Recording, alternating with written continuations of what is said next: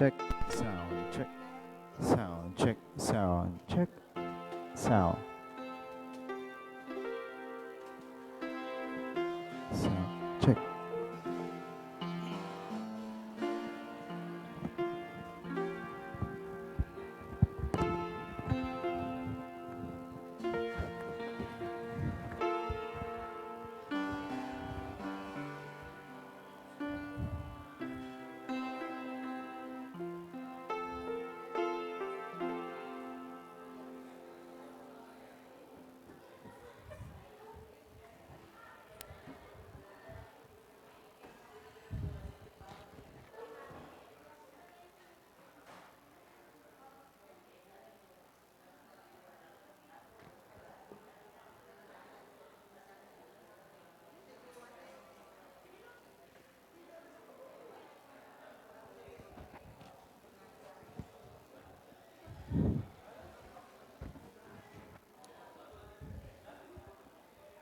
Good morning!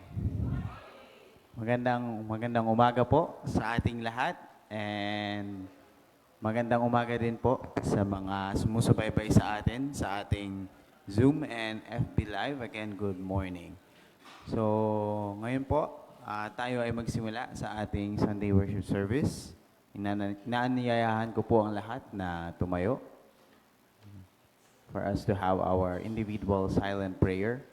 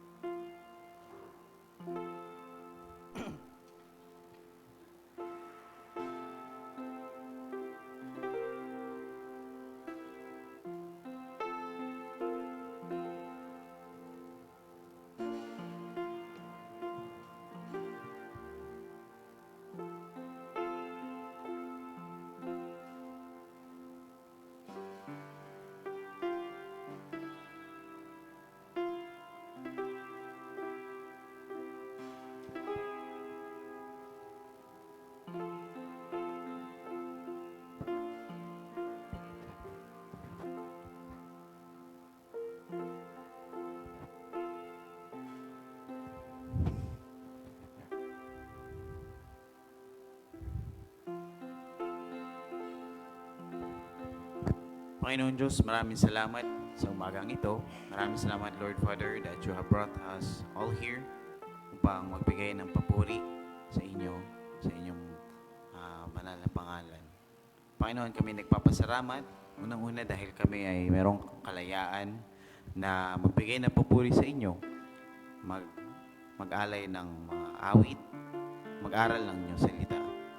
Lord Father, we thank you that we have this morning to really give you all our praise, to express our love sa inyo, Panginoon.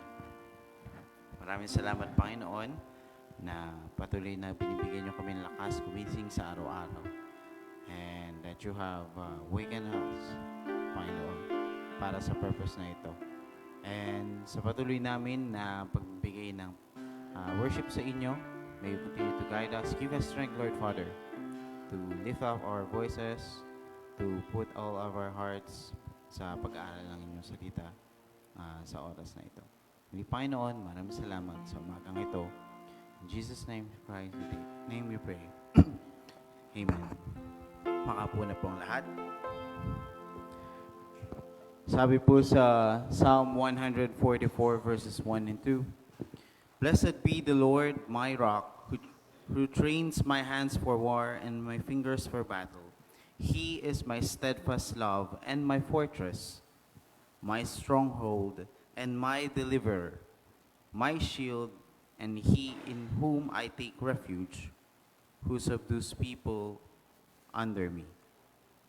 Troubles may arise, but we can find refuge and shelter under his presence. Whenever we feel weary, let us rest on him, let us lean in him, and find peace in his overflowing love. As we continue to remind ourselves of his goodness and faithfulness, let us be forever grateful to him.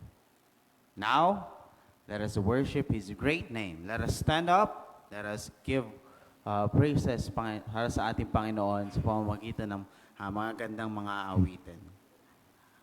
Awitin po natin ang nating song, Cleansed.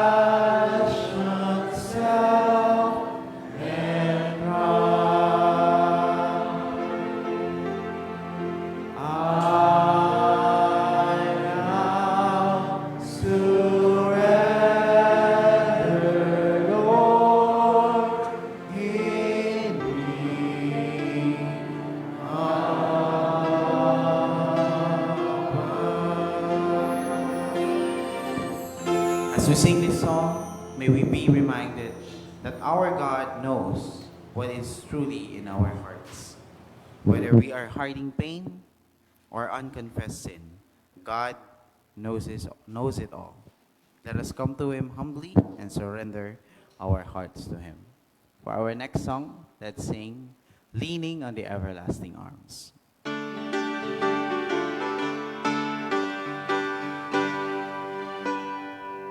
What a fellowship, what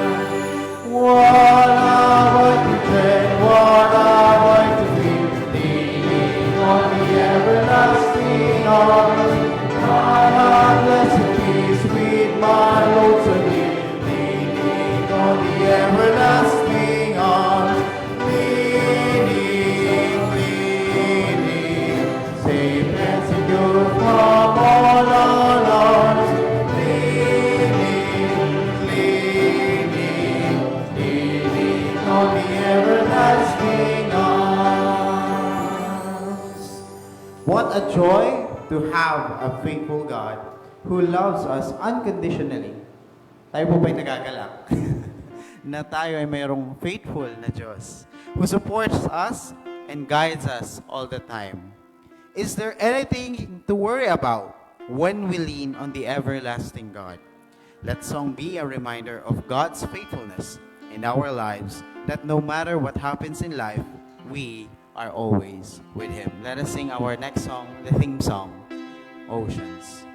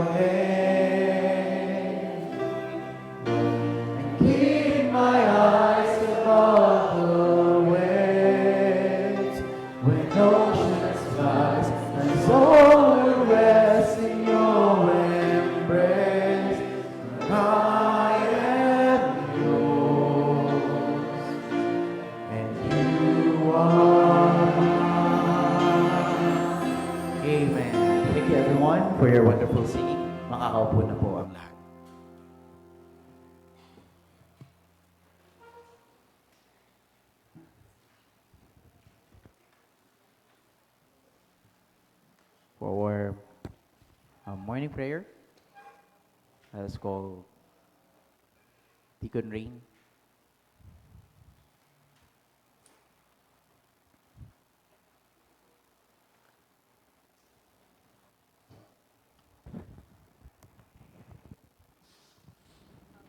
us all pray. Dear God, Father in heaven, thank you for today. Thank you for wonderful morning that you have given to us, Panginoon. Salamat sa opportunity, panibagong opportunity na kami ay sama-sama dudulog sa inyo ngayon sa inyong simbahan, Panginoon, para purihin, sambahin kayo ngayong linggong ito, Panginoon. Salamat sa nagdaang linggo, Panginoon, na talagang pinakita nyo sa amin ang iyong pagmamahal sa amin, kung paano kayo namuhay sa aming mga buhay, Panginoon, paano kayong nag-ingat sa amin sa nagdaang linggo, kayo rin po ang nag-provide ng aming mga pangangailangan sa nagdaang linggo, Panginoon. Dinadalangin ko ang bawat isa, Panginoon, na ihandaan niyo ang aming puso at isipan ngayong umagang ito, Panginoon, sa pakikinig ng iyong salita, Panginoon, na buksan niyo ang aming puso at isipan para maunawaan namin ang mensahe na ihatid sa amin mamaya dito sa harapan, Panginoon. Na may apply namin ito sa pang-araw-araw na buhay namin, Panginoon. Hindi lang kami ay maging takapakinig lamang ng iyong salita, Panginoon, bagkus kami ay gawin namin ito, Panginoon, dahil ito ang iyong nais, ito yung nais ipabahatid sa amin, at ito ay magbibigay ng kalwalatian at kapurihan sa inyo, Panginoon. Dinadalangin ko rin po, Panginoon, si Pastor Mon, Panginoon, as he share your word, Panginoon, dito sa harapan, Panginoon, kayo mag-empower sa kanya, Panginoon, na maibahagi sa amin kung ano ang kanyang napag-aralan, na iyong hinilahad sa kanya, Panginoon, para i-share sa amin ngayong umaga, Panginoon, na ganyan siya ng empowerment, Panginoon, na ma-preach sa amin yung word niyo, Panginoon, ng clearly, na maiintindihan at mauunawaan ng bawat isa, Panginoon. I pray din po sa mga kapatiran namin na papunta pa lamang, Panginoon, naway kayo mag-ingat sa kanila, Panginoon, sa daan, Panginoon, na ilayo niyo sila sa anumang kapahamakan, Panginoon, para makasama namin sila dito sa simbahan, Panginoon, para mag-fellowship, magpuri, magsamba sa inyo ngayong araw, Panginoon. I pray din sa mga kapatiran namin na nasa banig ng karamdaman, Panginoon. Alam namin kayo ang nakakaalam ng kanilang mga pinagdadaanan, anuman sakit nila, Panginoon. At kayo, siyaling din ang aming nakilang manggagamot, Panginoon, na kayo ang tutulong, Panginoon, para gumaling sila, Panginoon, kung ano ang kanilang nararamdaman, Panginoon, ngayon. Alam namin na kayo rin tutulong sa mga doctors, sa mga nurses upang mapadali yung mga procedures na kailangan nilang gawin, Panginoon, na kayo ang mag-enlighten, magbibigay ng karunungan sa mga physicians, Panginoon, para sa kanilang medication, Panginoon. I pray then for your provision sa kanila, Panginoon, sa medication, Panginoon. Alam naman natin na hindi to biro, Panginoon, pero through your love, through your provision, through your guidance, Panginoon, na hindi kayo magkukulang sa kanila para i-provide ang kanilang pangangailangan, Panginoon. Bless nyo itong araw na ito, Panginoon, na talagang kami ay sama-samang dudulog ngayong araw, Panginoon, with right heart, with right mind, Panginoon, na talaga magbigay lang kami ng kaparian at pasalamatan ngayong araw, Panginoon. Binabalik ko lahat ng papuri at pasalamat sa matamis na pangalan ni Jesus. Amen.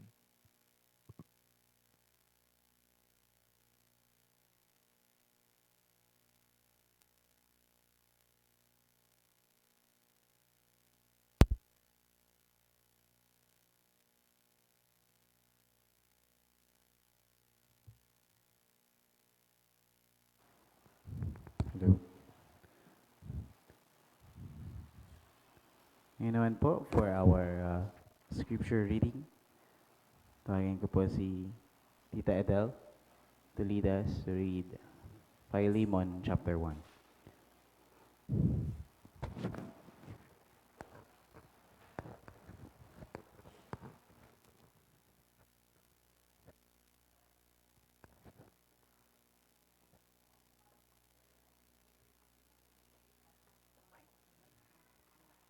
Tita.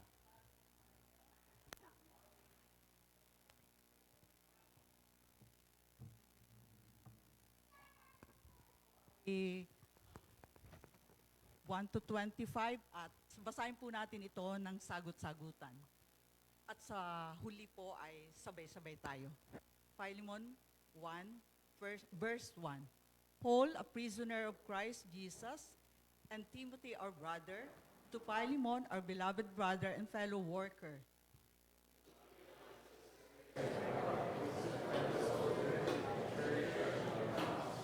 Grace to you and peace from God our Father and the Lord Jesus Christ.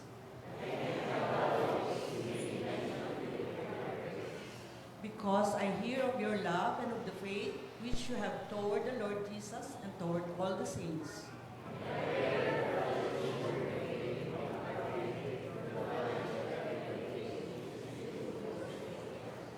For I have had great joy and comfort in your love, because the hearts of the saints have been refreshed through your brother.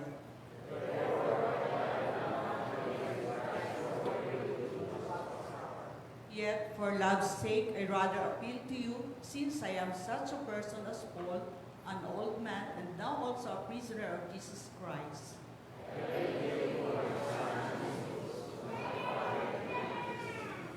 Who previously was useless to you, but now is useful both to you and to me.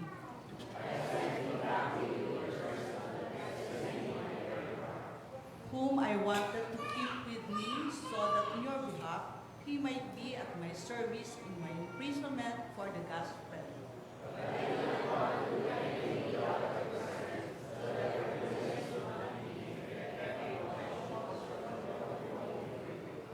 For perhaps it was for this reason that he was separated from you for a while, that you would have him back forever.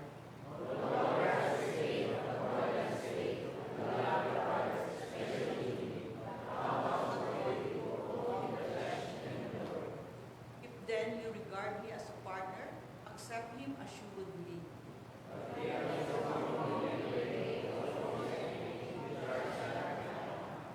I, Paul, have written this with my own hand. I will repay it, not to mention to you that you owe to me even your own self as well.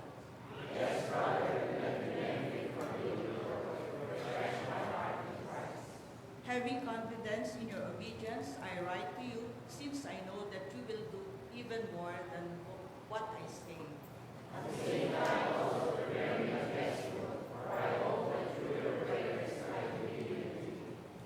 Epaphras, my fellow prisoner in Christ Jesus, greets you.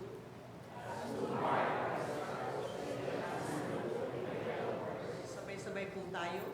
The grace of the Lord Jesus Christ be with your spirit. Inunawa ng Panginoon ang pagbasa ng kanyang salita.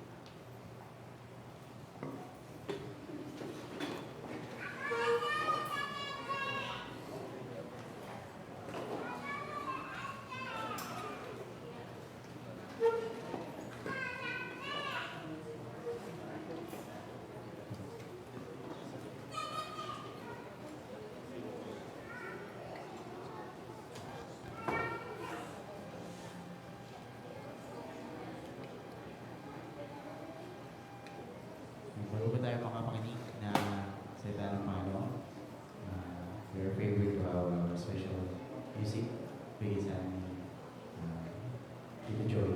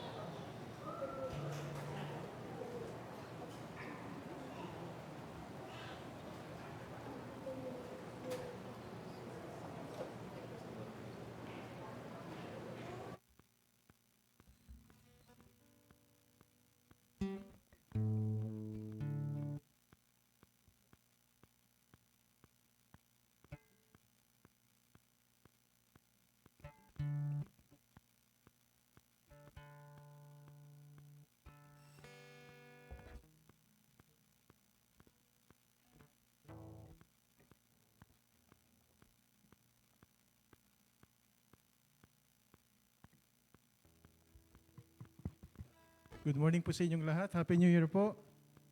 Kumusta po kayo? It's a great honor and privilege again to sing for the Lord today. And indeed, our God never changes. He is the same yesterday, today, and forever. And God is good all the time. Ang ating Diyos po ay matapat, totoo, at dakila. At ang kanyang pag-ibig sa atin ay walang kapantay. The title of the song is entitled, Katapatan Mo.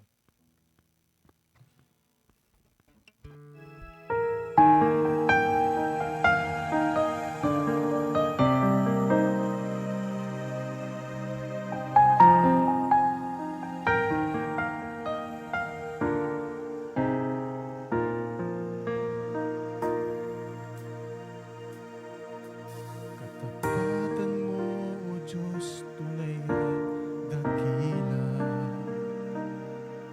Ang pag-ibig mo'y wagas at walang kapantay. Sa aming puso, sa aming buhay, papurit pagsambay iaalay. Bukas, noon, ngayon, magpakailanman, luwalhatiin ka.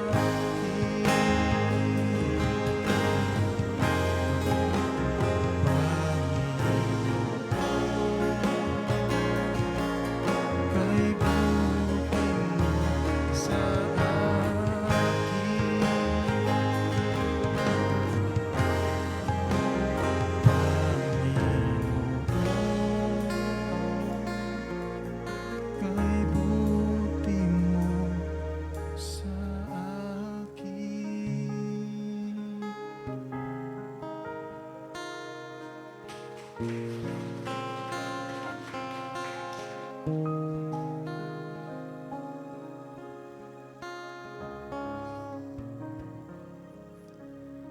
buti mo sa amin.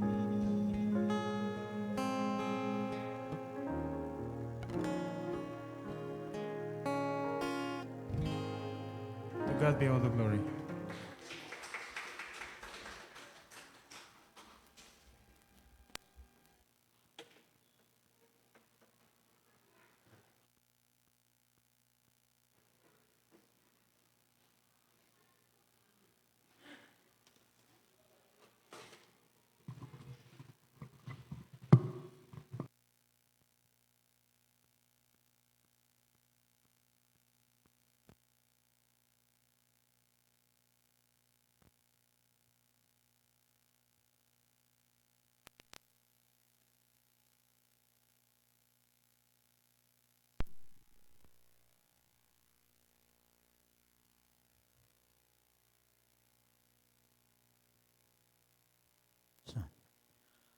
Good morning. Magandang umaga po sa bawat isa.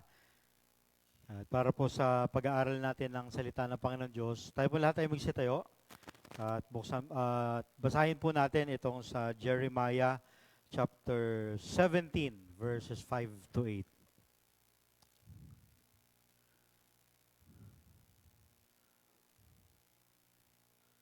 Jeremiah chapter 17 verses 5 to 8. Basahin po natin ito ng salit-salitan. Mauna po ako sa verse 5. Ito po ang sinasabi ng salita ng Panginoon Diyos.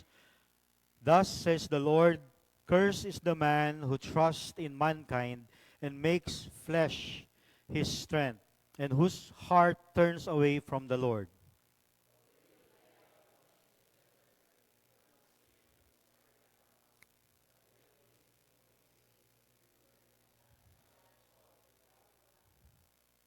Blessed is the man who trusts in the Lord and whose trust is the Lord. Altogether, for he will be like a tree planted by the water that extends its root by a stream, and will not fear when the heat comes, but its leaves will be green, and it will not be anxious in a year of drought, nor cease to yield fruit. May God bless the reading of His Word. Tayo po ay sandali manalangin. Panginoon Diyos, kami po ay nagpapasalamat sa inyo sa umaga po na ito.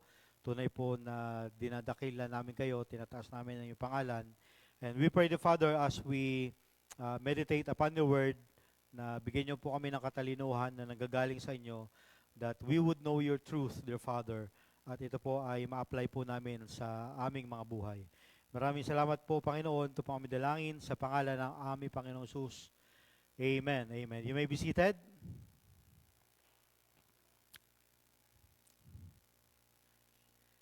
So, ang question ko po sa atin ngayong umaga na ito is, how big and deep is your trust in God? No, gaano po ba kalaki or kalalim yung ating pagtitiwala sa ating Panginoong Diyos? Alam po natin na marami tayong mga circumstances na nararanasan sa buhay natin, na may mga pagkakataon na maganda yung circumstances natin, pero may mga pagkakataon that our faith is being trusted. So pag dumarating yung pagkakataon na ito sa buhay natin, gaano ba kalaki or kalalim yung ating pananampalataya sa ating Panginoon? Tandaan po natin, the trust is not merely a feeling. No, hindi po ito sa mga nararamdaman natin, but it is a direction of dependence. No, kanino ba tayo talaga nagtitiwala?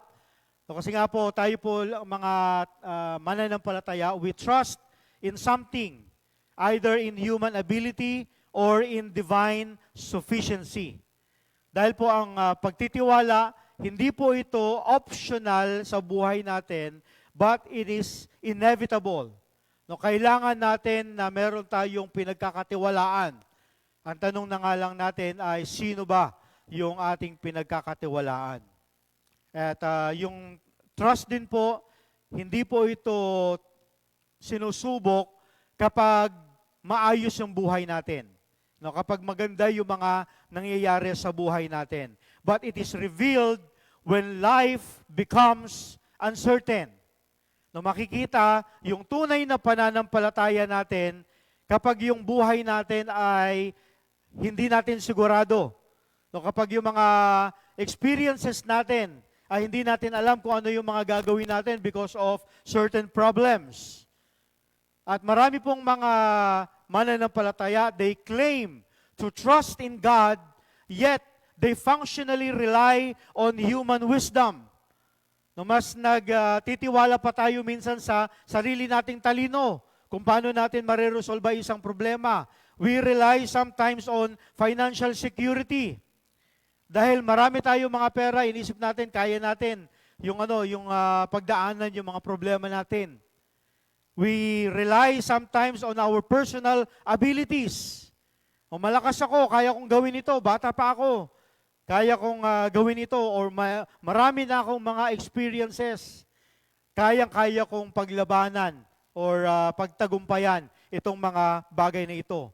And there are times we rely on political systems and religious routines. Nagsisimba naman ako okay na yon. Nananalangin naman ako, okay na yon. Kahit na hindi na mag-devotion. Meron naman akong tiwala sa Panginoong Diyos. Dito po sa text po natin, during the time of Jeremiah, yung tribe ng Judah, they outwardly maintained yung mga religious practices nila. They offer sacrifices sa Panginoong Diyos. Ginagawa nila yung mga laws ni Moses, while they are inwardly trusting yung alliances nila with Egypt. Kasi nga alam natin, nung time na ito ay maraming kumakalaban sa mga Israelites. At yung tribe ng Judah, nakarely sila doon sa alliance nila sa Egypt. Dahil niisip nila na malakas yung army ng Egypt, kaya silang ipagtanggol noon. They rely on the military strength and the self-preservation. Imbis na sila ay magtiwala doon sa covenant God. Yung Diyos na nagpangako sa kanila that He will never leave them nor forsake them. So dito po makikita natin yung sharp contrasts. Hindi between sa mabuting tao or masamang tao, but between two sources of confidence or trust. At makikita rin po natin dito yung outcome ng buhay. Doon sa two sources na yun kung saan tayo maniniwala, mananampalataya. At ito po si Jeremiah, he preached during one of the darkest period ng history ng Judah at that time. The nation was spiritually corrupt, they are politically unstable, and they are dangerously confident dun sa mga alliance nila, dun sa mga rituals, and sa leader nila. Instead na sila ay nagtitiwala sa Panginoong Diyos. Kaya nga po dito sa pag-aaral natin ngayon, makikita natin yung warning ng Panginoong Diyos and a solemn warning and a gracious invitation sa lahat ng mga mananampalataya. Na tuturuan tayo dito sa ating pag-aaral na kung saan ba natin ilalagay yung ating pananampalataya. At kung saan natin nilagay yung pananampalataya natin, it will determine how can we endure yung mga pressures. Kung tayo ay nagtiwala sa ganitong bagay, ano yung mangyayari as we experience pressures in life, in drought, in crisis. Ang Panginoon Diyos ay nagpangako, pero bago siya nagpangako ng blessings sa mga Israelites at that time, He exposes yung kanilang misplaced trusts. In-expose niya muna yung kanilang maling paraan o maling direksyon ng pagtitiwala. So ngayong umaga po na ito, we will be dealing with this, and I entitled our meditation po ngayong umaga nito, Growing in Trusts in God. No, growing in trusts in God. At gusto ko pong makita natin itong katotohanan nito, that true spiritual stability and fruitfulness are the result of a life that continually grows in trust in God.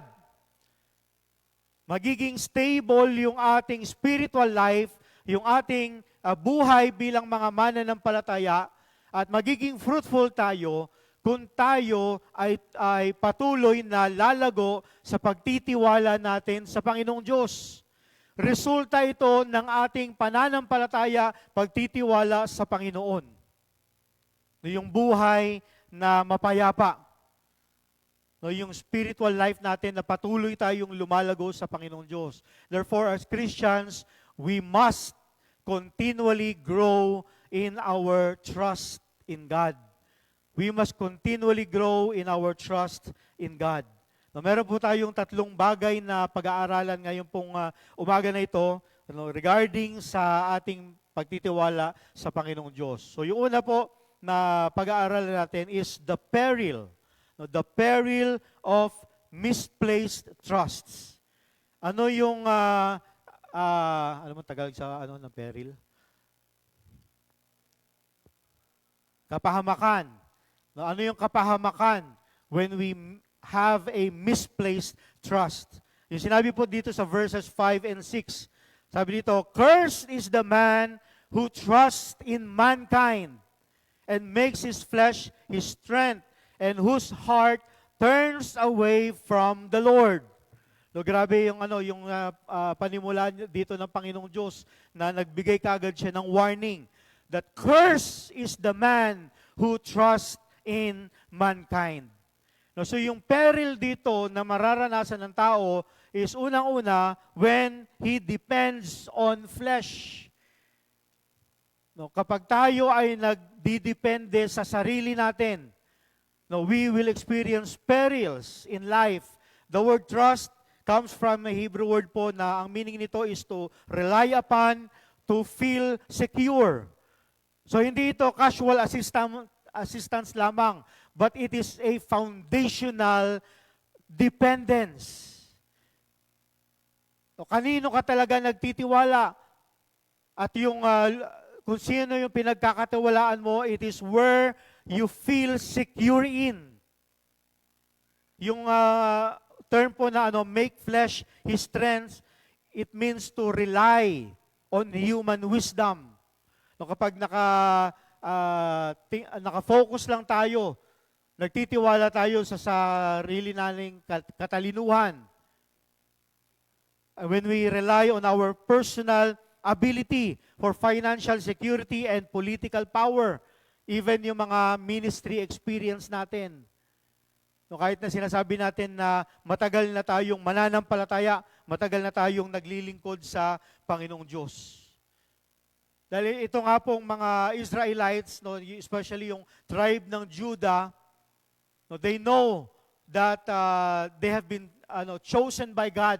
No, they are the chosen nation of God. Kaya nga lang, imbes na sila ay talagang magbigay ng buong pananampalataya nila sa Panginoong Diyos, buong pagtitiwala nila sa Panginoon. Every time that they experience yung mga kaaway nila na sumusugod sa kanila, they are relying on Egypt.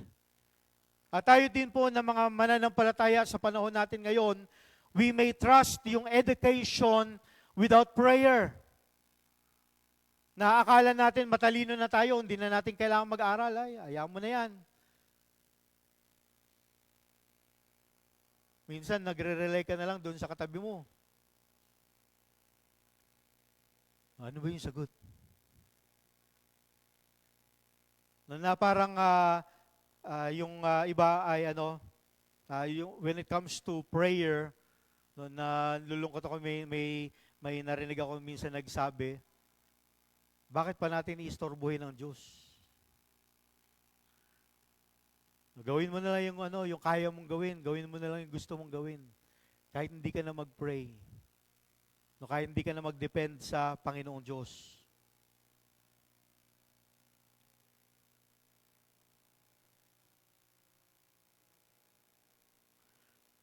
And sometimes we rely on ministry without dependence.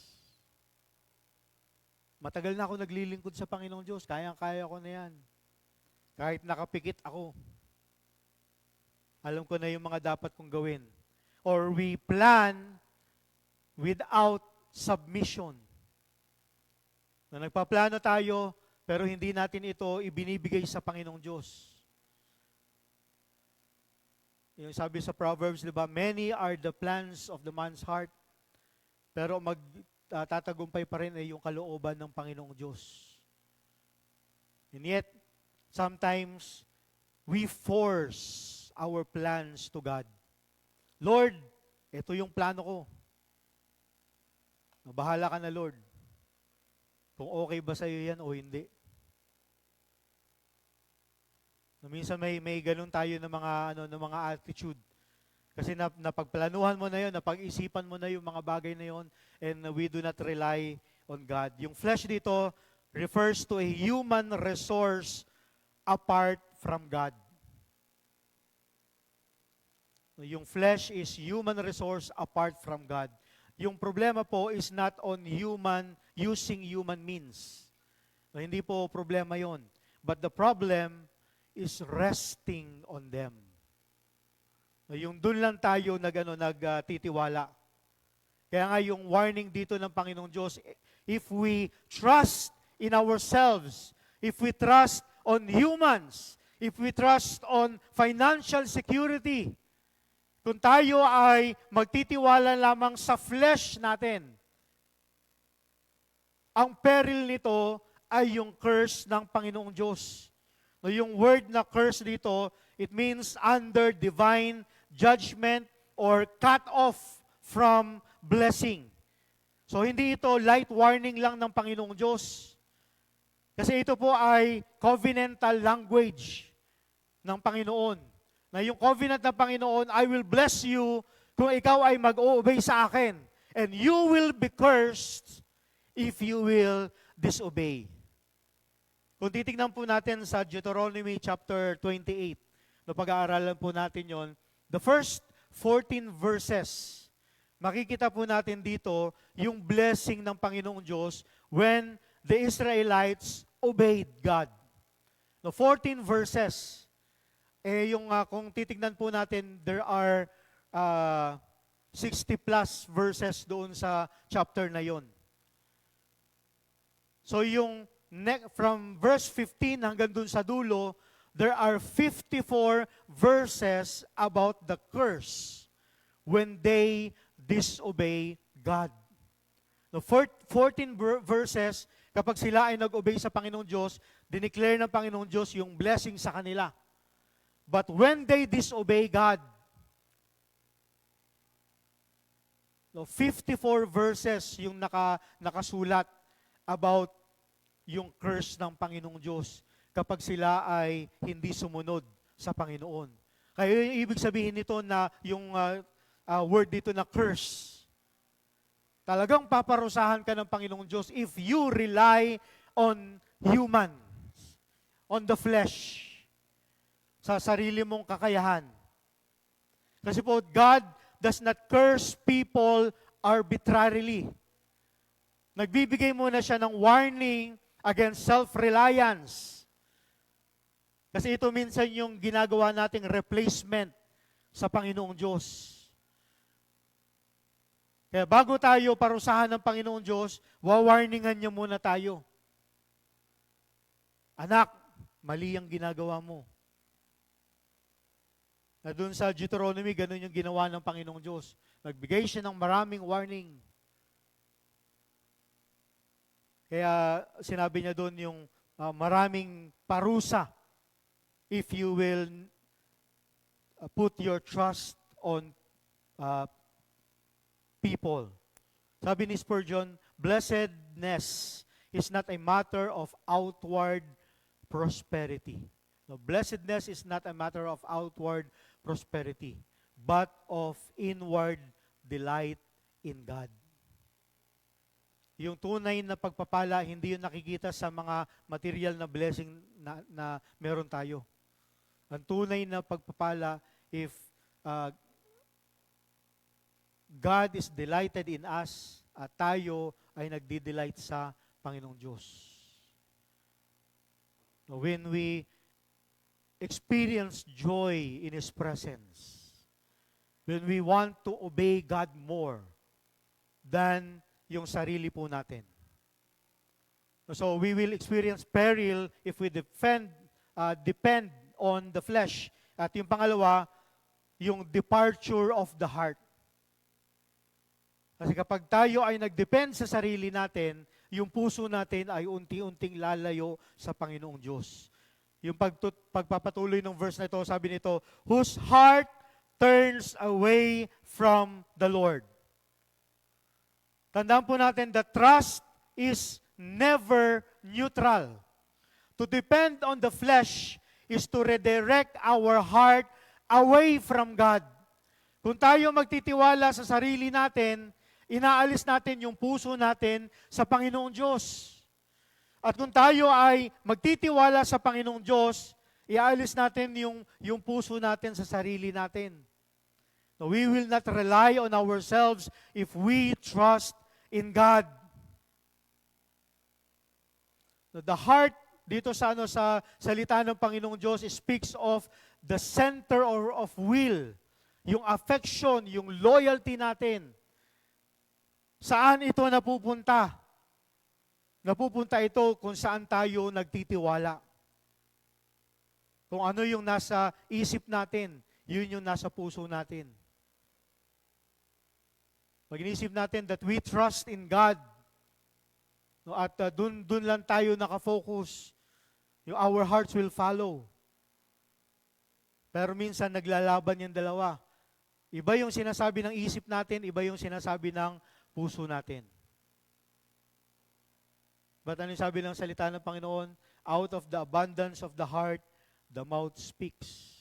Kaya kahit anong isip natin, that we trust in God, pero yung puso natin malayo sa Panginoong Diyos, hindi yun yung magiging action natin. Kasi magko-conflict yan eh. Hindi pwedeng sabihin mo, you trust God, pero may doubt na gusto mo pa rin gumawa ng sarili mong paraan. Ayaw mo pa rin gawin yung pinapagawa sa iyo ng Panginoong Diyos. No, every act of self-reliance subtly trains the heart to live without God. No, kapag nagre-rely tayo sa sarili natin, tinuturuan natin yung puso natin to live without God. Na parang isinasamtabi natin yung ating Panginoong Diyos. Na yung principle na ito ay tinuro sa atin ng Panginoong Jesus doon sa Matthew chapter 6 verse 24 when He says, no one can serve two masters. Either he will hate the other or love the other. Na hindi tayo pwedeng maglingkod sa dalawa, sa Panginoon Diyos at sa mundo. Mamimili tayo doon kung sino yung sasambahin natin.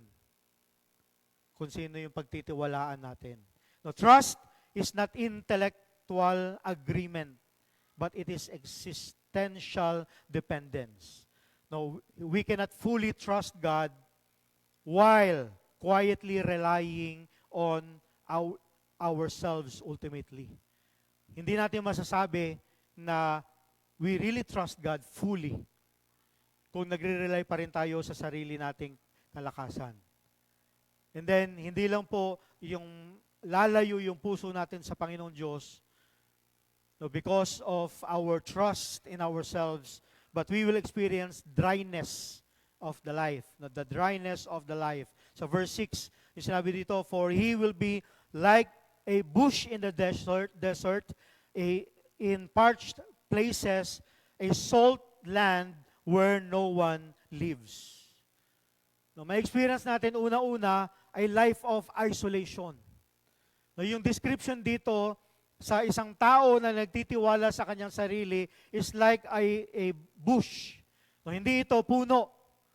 No, yung bush na yon, ito ay exposed, it is unprotected. No, nakabilad lang yan sa araw. And it has shallow roots, walang shade, walang fruit. That bush is isolated. No, mag-isa lang yung isang parang ligaw na damo. Doon inihahambing yung tao na nagtitiwala sa kanyang sarili. We are isolated from others. We are dry, we are fruitless. And then pangalawa, a life without discernment. Yung sinabi dito sa pagpapatuloy ng verse, will not see when prosperity comes. Na may mga pagkakataon that hindi natin makikita, hindi natin manonotice yung blessing ng Panginoong Diyos. Ito na pala yung yung pagpapala ng Panginoon. But because you are so focused on yourself, so dependent on yourself, you miss the blessing of God. Na instead na dapat nagtitiwala ka sa Panginoon, nakaready na yung blessing natin minsan eh.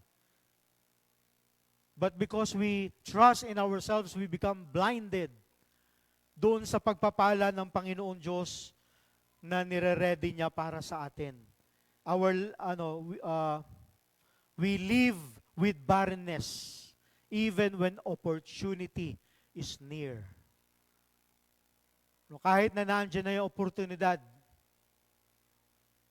ay nineneglect natin ito because of our reliance on ourselves. We exist, but do not flourish. Nandiyan lang tayo, pero parang walang buhay. Parang patay tayo. Walang kasiglahan yung ating buhay. Yung problema po dito is not lack of opportunity, but lack of spiritual perception. Lack of spiritual perception. Kasi we are being blinded ng ating kaaway. Kasi yung kaaway yung nagdedirect sa atin to trust in ourselves, to rely on ourselves. Ang gusto ng Panginoon Diyos is that we trust in Him. We rely on Him. We depend on Him fully. Pero ang ginagawa ng kaaway, para tayong yung mga kabayo na nilalagyan tayo ng harang sa mga mata natin so that we cannot see yung blessing ng Panginoong Diyos around us. Nakafocus lang tayo dun sa gusto nating gawin. Nakafocus lang tayo dun sa sarili natin. Without realizing yung mga pagpapala ng Panginoong Diyos sa paligid natin. And then, pangatlo, life of barrenness. Life of barrenness. Yung parched places, salt land, uninhabited. Yung salt land dito, sa salita ng Panginoong Diyos, it symbolizes judgment and death. Judgment and death. Kaya nga po, yung misplaced confidence, yung misplaced trust, leads to spiritual dryness. Not because God withholds yung blessing arbitrarily, but because the soul is disconnected itself from the source of life. Tayo mismo yung umalis doon sa source of life. Imbis na kumonekta tayo doon sa Panginoong Diyos, ay inaalis natin yung sarili natin sa Panginoon. Proverbs chapter 28 verse 26 says, He who trusts in his own heart is a fool. Mangmang, yung tao na nagtitiwala sa kanyang sarili. And then Psalm 146 verse 3, do not trust in princes. Yung sa mga hari, sa mga tao na in position. Tayo dapat ay hindi magtitiwala doon. Para daw ito yung dalawang tao that they experience the same drought. Yung tagtuyot. Yung isa, nagtanim siya ng mababaw na ugat lang. Yung mga halaman na mababaw yung ugat. While yung other, yung isang tao, nagtanim siya ng halaman na yung ugat nito ay lumalalim, pumapailalim. At nung dumating yung drought, namatay kagad yung sa isang tao na nagtanim ng mababaw lang na ugat. Pinapakita nito na yung drought, it does not create difference. It reveals it. Yung drought, it does not create difference, but it reveals it. Pinapakita nito yung difference doon sa dalawa na yon. At ganun din po yung buhay natin, kung kakamustahin natin yung buhay natin. Are we fruitful sa buhay natin bilang mga mananampalataya? Or do we feel like a barren land na walang kasiglahan yung ating buhay, na walang fruit na lumalabas sa ating buhay? No, pwede natin itanong is, do we trust God fully? Or baka mas nagtitiwala tayo sa ating mga sarili. No, yung pangalawang bagay po, hindi lamang po yung makikita natin dito, yung peril of misplaced trusts, but yung pangalawa, the promise of blessed trusts. No, the promise of blessed trusts.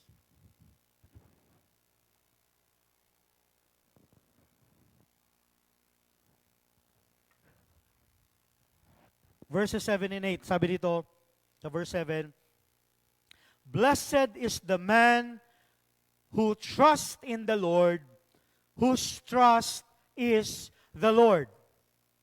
So, pinagpapala daw yung tao na nagtitiwala sa Panginoong Diyos at yung kanyang pananampalataya, pagtitiwala, ay ang Panginoon.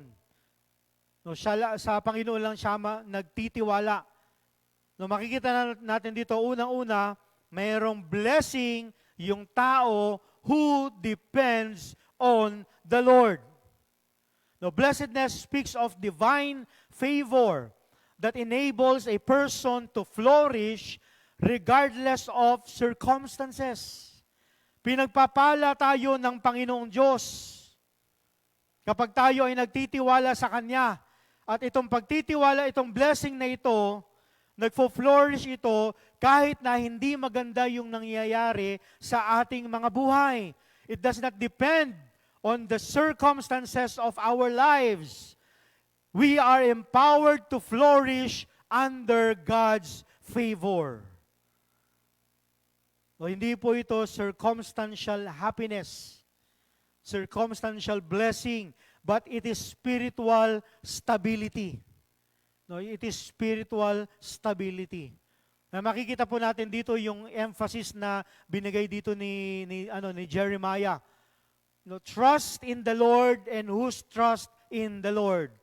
Yung phrase na trust in the Lord, it emphasizes yung object ng pagtitiwala natin, yung direction ng pananampalataya natin. Kanino or sino tayo, sino yung pinapanampalatayaan natin?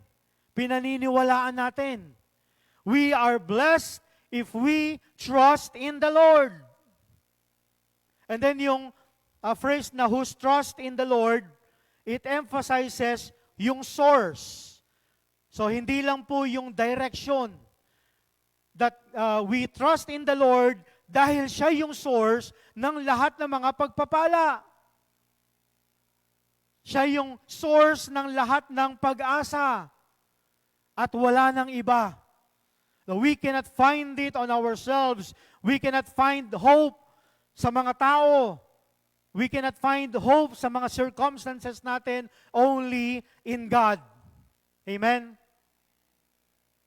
Kaya sinabi niya dito, Blessed is the man who trusts in the Lord, whose trust is the Lord.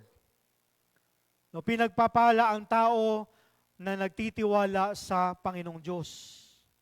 Kasi nga po, God is not just merely an object of trust, but He is the foundation of trust. Trust rests not on the outcomes, but on the character of God. Yung faithfulness ng Panginoong Diyos, yung Kanyang sovereignty, at yung Kanyang goodness. Kaya tayo nagtitiwala sa Panginoong Diyos because of His character. Alam natin na faithful ang Panginoon. Kahit tayo ay maraming pagkakataon that we are not faithful to Him, He remains faithful. He remains sovereign sa buhay natin. Kahit na in chaos yung buhay natin, minsan gulo-gulo, hindi na natin alam yung gagawin natin, no, but God is still sovereign. God is still good. Kahit na yung buhay natin ay hindi maganda, God will remain good. We are blessed if we depend on God. At yung isang blessing natin ay yung pangalawa, the placement by living waters. Ilalagay tayo kung saan yung source ng lahat ng mga pangangailangan natin. Sabi niya sa verse 8, for he will be like a tree planted by the water. So kung i-compare natin ito kanina dun sa tao na nagtitiwala, ang comparison dito is that person who trusts in flesh is like a bush. Mag-isa lang siya, fruitless. Pero yung tao na nagtitiwala sa Panginoong Diyos is like a tree. Na itong tree na to is planted by the water. Merong intentionality. Ilalagay ka doon ng Panginoong Diyos kung saan yung source ng blessing. No, you will feel secure in the presence of God when you trust in Him. No, we are positioned near a constant supply. No, yung pagpapala ng Panginoong Diyos. And this echoes yung sa Psalm 1:3. No, blessed is the man who trusts in the Lord, for he will be planted by the rivers. No, the trusting believer is not self-planted, but he is God-planted. No? The trusting believer is not self-planted. Hindi tayo yung naglalagay sa sarili natin doon sa pagpapala. Kundi ang Panginoong Diyos yung maglalagay sa atin doon sa situation wherein He could bless us. Kung tayo ay talagang magtitiwala sa Panginoong Diyos. True stability comes from divine placement, not personal effort. And then yung isang blessing pa ng Panginoong Diyos, not only that we will be planted on the source, but the perseverance through heat. Perseverance through heat. And He will not fear when the heat comes. Yung heat dito, it represents trials sa buhay natin. Yung mga pressures, opposition, and even the loss. Yung lahat ng mga hindi magagandang pangyayari sa buhay natin, nire-representa ito ng init. Kaya sabi dito na yung mga tao na nagtitiwala sa Panginoong Diyos, he will be blessed by God to persevere yung lahat ng mga trials na mararanasan ng isang tao. Kasi nga po, yung tunay na trust natin, it will not eliminate hardship, but it will eliminate fear. Aalisin nito yung takot natin sa mga pagkakataon that we experience trials in our lives. Why? Because trust anchors the soul in God's unchanging promises. So trust anchors the soul to God's unchanging promises. Ibinabaon tayo nito doon sa pangako ng Panginoong Diyos na kahit kailanman ay hindi nagbabago. Kaya nga po, when roots are deep, circumstances lose their power to destabilize. Kapag malalim yung ugat natin, yung pananampalataya natin sa Panginoong Diyos, kahit na anong unos yung dumating sa buhay natin, we will not be easily shaken, we will not fall down. O bakit po yung mga punong mangga, pag nakita natin yung mga punong mangga, kahit na gaano tagal na ito katanda, kalaki yung punong mangga, pag nadaanan nyo ng napakalakas na hangin, bigla na lang siya tutumba. Bakit po? Kung makikita kasi natin yung ugat ng punong mangga, nag-spread lang yan sa surface. Hindi yan lumalalim. O kaya, pag nadaanan niya ng malaking bagyo, kahit na gaano kalaki yung mangga, kahit hindi mo na mayakap yung mangga, madaling tutumba yun. Na ganun din yung tao. If our roots are not deep, kung hindi malalim yung pananampalataya natin sa Panginoong Diyos, konting trial lang sa buhay natin, madali na tayong mag-give up.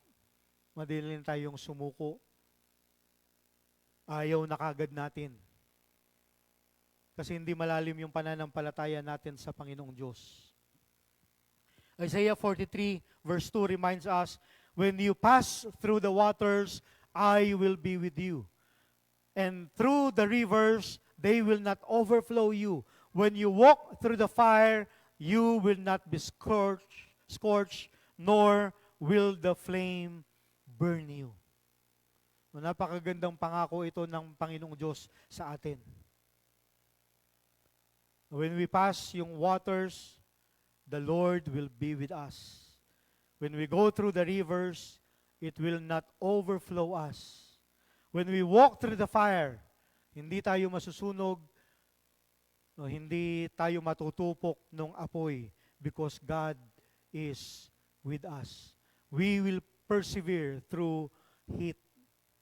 At yung pang-apat na blessing ng Panginoong Diyos, the fruit never stops. Yung fruit natin will never stop. No, it does not cease to yield fruit. No, yung fruitfulness dito is not seasonal. No, it is not seasonal but it is continuous. Hindi yan parang puno ng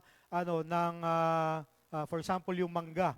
No, ang season niyan either December, January, tapos susunod niya magbubunga yan summer.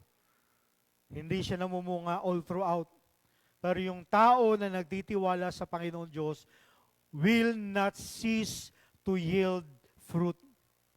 No, trust in God produces perseverance, faithfulness, and spiritual maturity. No, we will persevere, we will be faithful sa Panginoon Diyos, and we will mature spiritually kung tayo ay magtitiwala sa Panginoong Diyos. So, itong part na ito is yung climax ng message ng Panginoong Diyos. The trusting believer remains fruitful even in drought. Kasi nga po, fruitfulness is not dependent on favorable conditions, but on the faithful connection. No, hindi nakabase yan sa kondisyon natin, kundi kanino tayo nakakonekta. Ano yung sabi ng Panginoong Diyos, sa Panginoong Jesus, John 15:5, He who abides in me bears much fruit. No, we bear much fruit kung tayo ay nakakonect doon sa source ng buhay. No, doon sa source ng mga pagpapala. So, we have seen yung peril and yung blessing ng Panginoong Diyos. And yung pangatlo, makikita natin yung process of maturing trust. Ano ba yung process na para tayo ay patuloy na mag-mature sa ating pananampalataya pagtitiwala sa Panginoong Diyos? Tandaan po natin una-una, trust is not automatic. No, trust is not automatic, but it is cultivated. Hindi porket sinabi na nagtiwala ka sa Panginoon, ay nanampalataya ka sa Panginoong Diyos, you trust Him fully already. Hindi po yun. But it needs to be cultivated sa buhay natin. Una, paano gagawin? Una, rootedness through relationship. No, yung mas palalalimin natin yung ugat ng pananampalataya natin sa relationship natin sa Panginoong Diyos. Kasi nga po, yung isang ugat, hindi natin ito makikita habang siya ay lumalalim. Kasi nga palalim yun eh. No, palalim yung tubo ng ugat. Na ganun din yung pagtitiwala natin sa Panginoong Diyos depends through our time in God's Word, in persistent prayer, and in our daily obedience to God. Mas lalalim yung pananampalataya natin sa Panginoong Diyos kung talagang kinikilala natin siya mula sa Kanyang salita. Kung tayo talaga ay nag-aaral, nagbabasa ng salita, kasi everything that we need to know or we can know about God is in His Word. So how can we know God kung hindi natin babasahin yung Kanyang salita? Diba parang yung isang appliances yan. Paano mo malalaman kung paano gagana yung isang appliances kung hindi mo babasahin yung manual kung paano gamitin yun? Ganon din sa buhay natin. Paano tayo tunay na lalago sa ating pananampalataya if we will not read the manual of life na ibinigay sa atin ng Panginoong Diyos? If we are not persistent in our prayers. Sabi ni Paul, pray without ceasing. At syempre, katumbas noon is our obedience to God. Dahil magiging walang silbi, kung tayo ay nagbabasa nga ng salita ng Panginoong Diyos, tayo ay nanalangin sa Panginoon, pero walang obedience. Kaya mahalaga yun. That we are meditating on the Word of God, we are continuously praying to God, but at the same time, we are daily obeying God. Na kung ano yung natutunan natin, ito ay pupunta sa puso natin at it will turn into action. So yung binanggit ko last week, from our head to our heart to our hands. Lahat ng knowledge natin should be directed on our hearts and be reflected on our hands. Yun yung natural dapat na process para tayo ay lumago sa ating pananampalataya. Pero tandaan natin that public fruitfulness is always preceded by private faithfulness. Makikita yung buhay natin publicly kung tayo ay faithful privately. Sa pag-spend natin ng time sa Panginoong Diyos. So yung unang paraan dito is we are to be rooted through our relationship with God. Pangalawa, resilience through refinement. No, resilience through refinement. God uses drought to deepen roots. Kaya yung ibang mga puno, palalim sila ng palalim yung kanilang mga ugat kasi naghahanap yan ng source ng water. Naghahanap yan ng source ng tubig. And trials are not punishment sa atin ng Panginoong Diyos.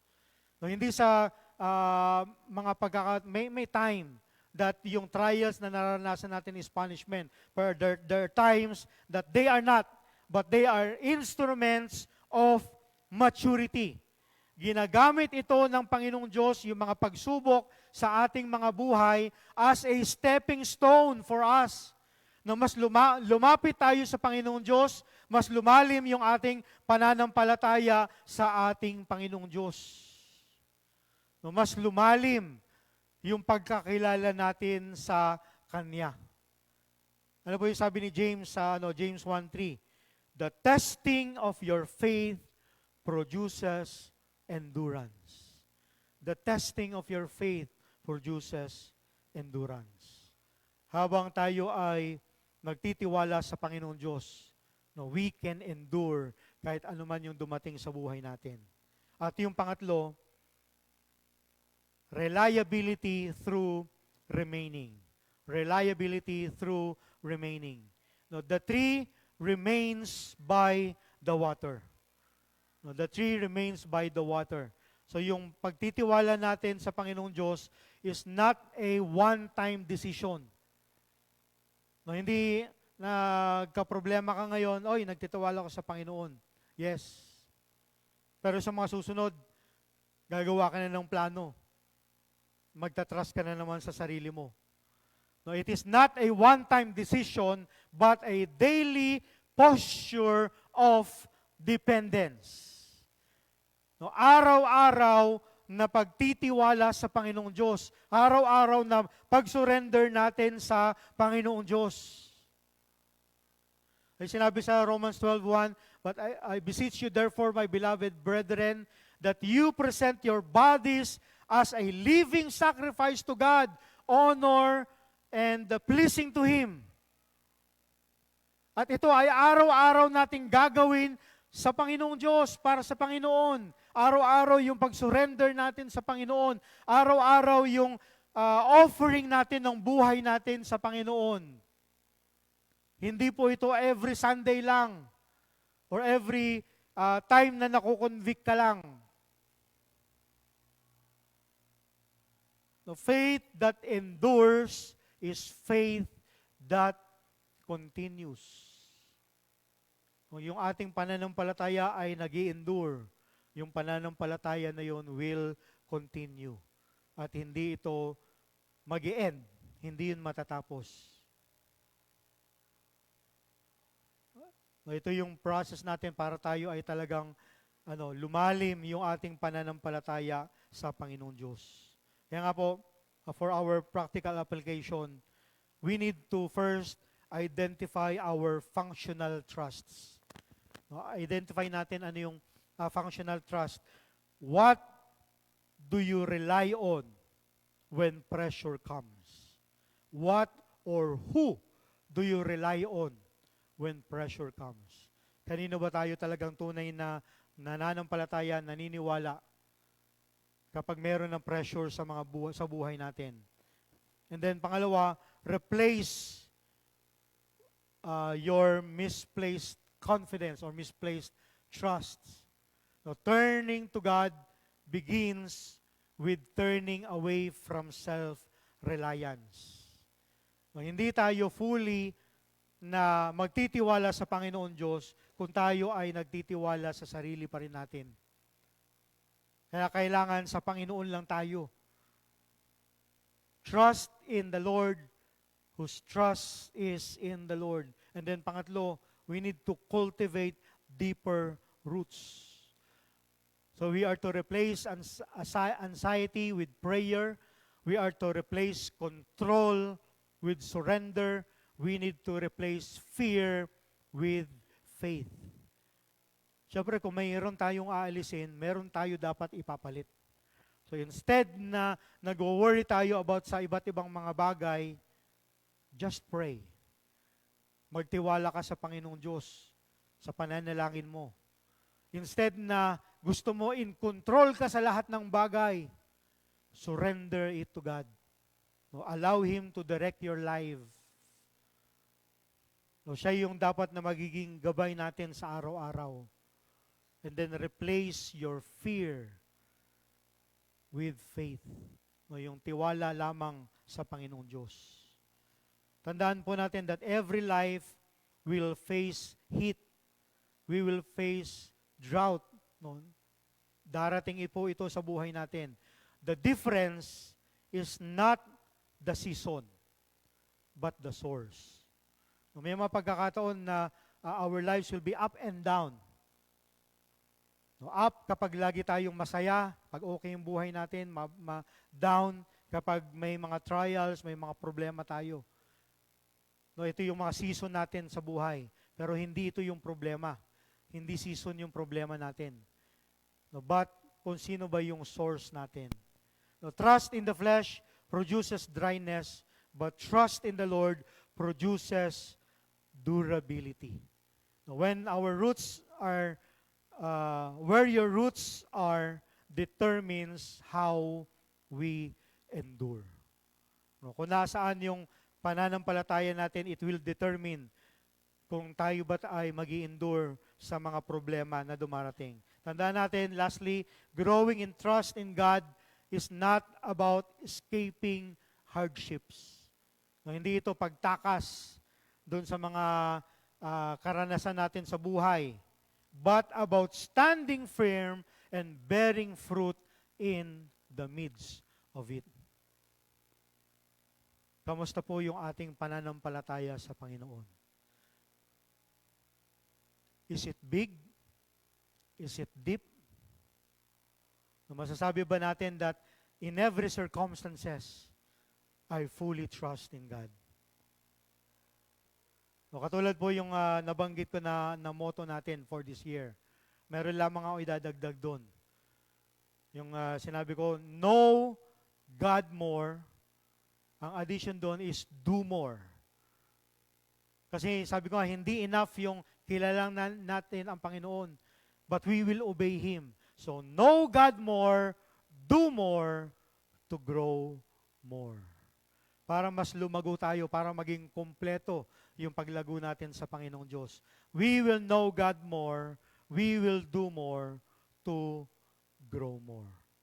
So sana po ay itong message na ito ay nagbigay sa atin ng paalala that we are to grow our trusts in God, no, to continually grow in our trust in God. Tayo po ay manalangin.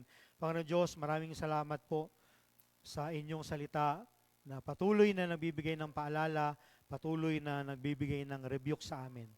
Help us, dear Father, to fully rely only on you, to fully trust in you sa lahat ng pagkakataon sa aming mga buhay. Maraming salamat po, dear Father. In Jesus' name we pray. Amen. Amen. God bless po.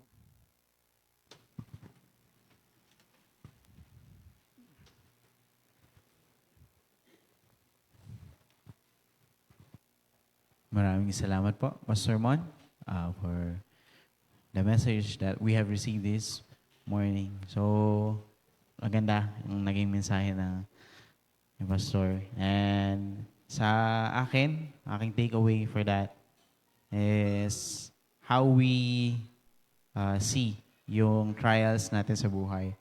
How do we change our perspectives when it comes to the drought or yung trials sa buhay natin? Do we see it as a punishment or do we see it as the instrument of God na itest yung ating faith sa Kanya? And also, trusting God, it requires humility na yung plano natin sa buhay will never be enough and that ang Panginoong Diyos, He has plans for us. Na whatever that we have, ito ay parte ng plano ng Panginoon. Yes, we have plans. We think it's good. But the plans of the Lord for us is much, much better para sa atin. So, with that, let us sing our response song. Tayo po ay magsitayo. Let's sing, All the Way My Savior Leads Me.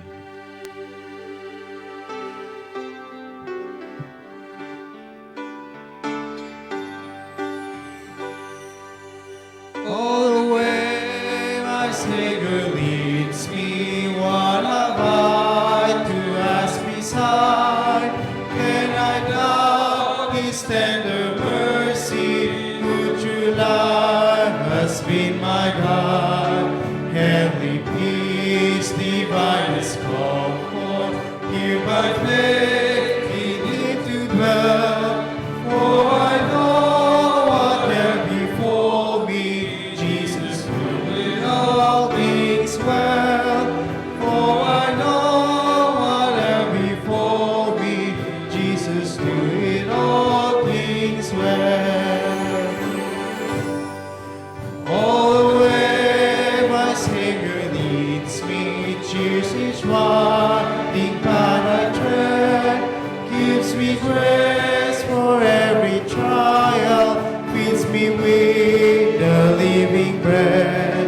Though my weary steps may falter, and my soul at thirst may be, rushing from the rock before me, lo, a spring of joy I see. Gushing from the rock before me, lo, a spring of joy I see. All the way my Savior leads me, oh, the fullness of His love, perfect rest to me is promised in my Father's house above. When my spirit caught immortal, wings its flight to lands of day, is my song to endless ages. Jesus led me all the way. This my song to endless ages. Jesus led me all the way. Amen. Thank you everyone for your singing. Makakaupo na po ang lahat.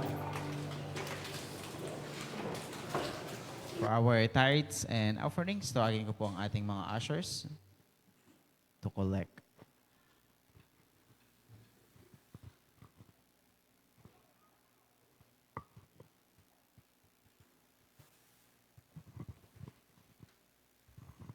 Tayo po ay manalangin. Panginoon Diyos, we continue to thank you for this time na kami po yung nakapaglingkod sa inyo, Panginoon Diyos, by giving back through our tithes, Lord. We thank you for the blessings that you have given to us, Panginoon Diyos, through our works, through our mga businesses, Panginoon Diyos. And we ask that may you continue to bless us in these areas, Panginoon Diyos, sa aming pong financial na area, Panginoon Diyos, and that we continue to give back to you all the glory, all the praise you deserve, Panginoon Diyos, through our tithes. At palitan lang po namin sa pangalan ni Jesus. Amen.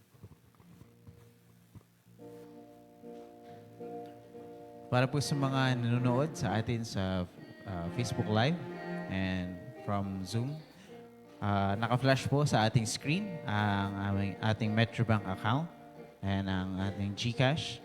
So, pwede nyo pong i-proceed lahat ng inyong tithes and offerings sa mga accounts na po yan.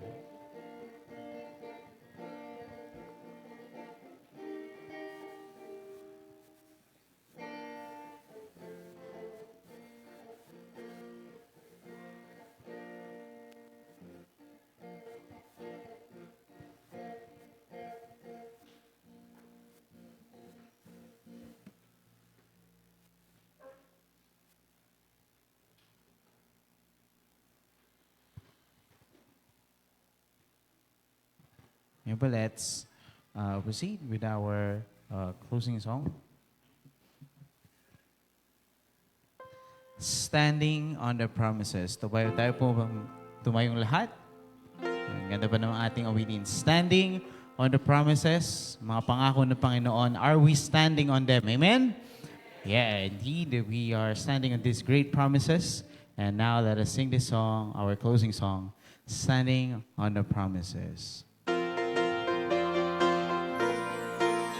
Dice, standing on the promises of Christ my King, true eternal ages, let His praises ring. Glory in the highest, I will shout and sing. Standing on the promises of God, standing, standing, standing on the promises of God, my Savior, standing, standing. Standing on the promises of God, standing on the promises I cannot fail. When the holy storms of doubt and fear assail, by the living word of God I shall prevail. Standing on the promises of God, standing, standing, standing, standing on the promises of God, my Savior. Standing, I'm standing on the promises of God. Standing on the promises I cannot walk. Listening every moment to the Spirit's call. Resting in my Savior as my all in all. Standing on the promises of God. Standing, standing, standing, standing on the promises of God, my Savior. Standing, standing, I'm standing on the promises of God. Thank you, everyone, and tawagin ko po si Robbie to close us in prayer.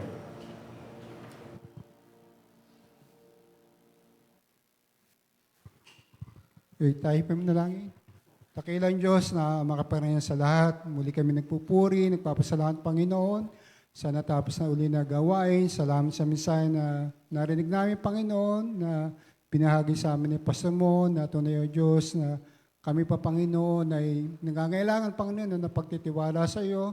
Nawa Panginoon, dagdagan mo pa yung pananampalataya namin sa iyo at higit sa lahat Panginoon, tulungan mo kami Panginoon na mag-aaral ng salita mo, manalangin, sumunod Panginoon, nang sa gayong Panginoon, lalo pa pang lumalim ang pagtitiwala namin sa iyo, Panginoon. Salamat, Panginoon, sa umaga ito. Salamat sa mga kapatiran na nakasama namin, Panginoon. At salamat din, Panginoon, sa iyong katapatan, kabutihan, pati lalo na rin sa Panginoon sa pagpapatawad mo sa mga kasalanan na gagawa namin. We pray also, Lord, na patuloy na patnubayan mo, Panginoon, na aming iglesia, na tunay, O Diyos, na gamitin mo ito para pa, Panginoon, sa pagpapalaganap pa, Panginoon, ng iyong Banghelyo. Sa lahat, Panginoon, sa mga dalangin na tinugon mo, Panginoon, patuloy na ikaw po ang magpalakas sa bawat isa, tulungan mo, Panginoon, yung brotherly love, Panginoon, na mag-manifest, Panginoon, sa aming buhay, Panginoon. Kaya sa umagang to, pinupuri ka namin, pinasasalamatan, tunay, O Diyos, na wala kang katapat, Panginoon.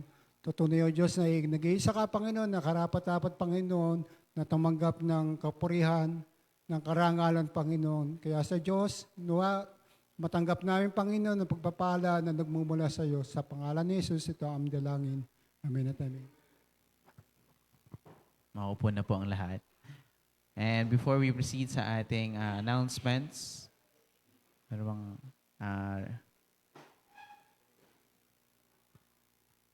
antayin natin yung O-Kids for their reporting.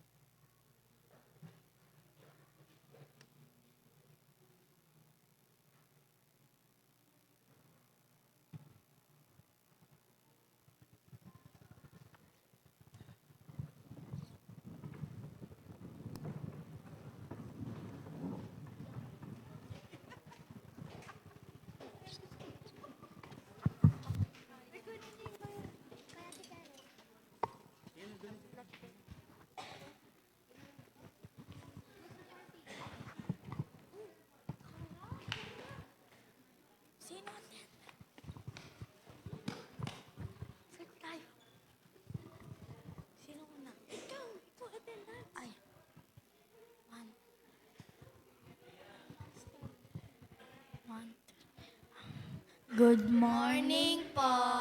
Our attendance for today is 11. Our offering for today is 405. Today we started a new curriculum entitled Jesus is A to Z. The lessons found The lessons focus on who Jesus is by exploring his titles and adjectives alphabetically.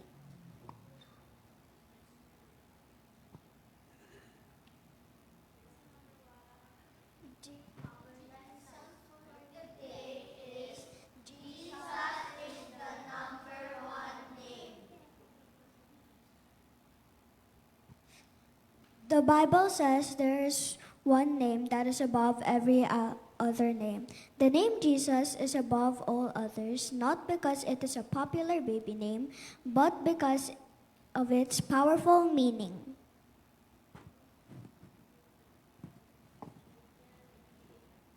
Philippians 2:9.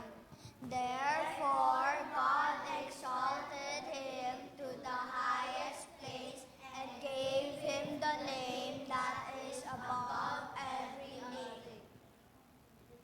Philippians 2:9.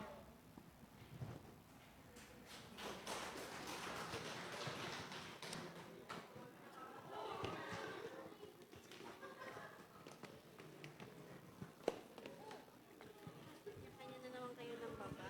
Sabi ko, mag-line kayo eh. Very good.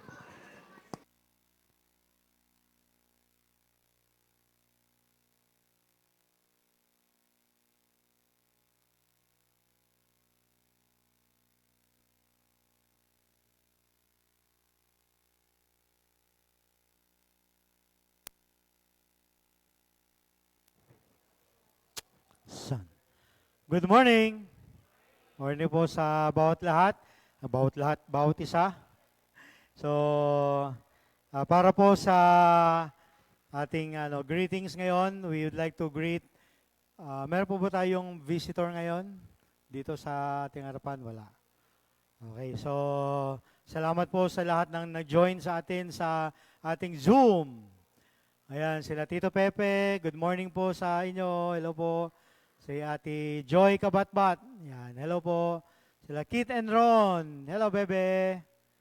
Ayan, tapos si Markson. And yun. Sino yun? Si Mace Medina. So, good morning po sa inyo, sa inyong lahat. And sana po sa susunod ay makasama ulit namin kayo. And also, yung sa ating Facebook Live na nag-participate po ay maraming salamat po sa inyo. And sa susunod po ulit na linggo. So, sa mga schedules po natin ngayong hapon po na ito, right after our service,